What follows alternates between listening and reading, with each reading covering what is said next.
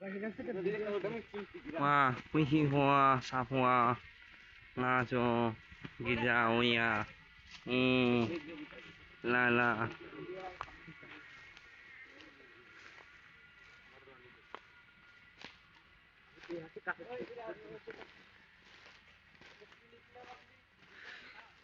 এইমাত্র কিন্তু আমরা একটা প্রায় 6 ফুটের মতো একটা সাপ দেখছি, সম্ভবত এটা রাসেল ভাইপার।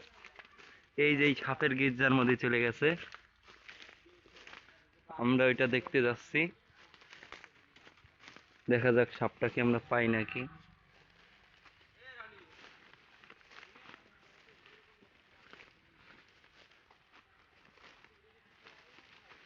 সাপটা তো দেখা যাচ্ছে না আর।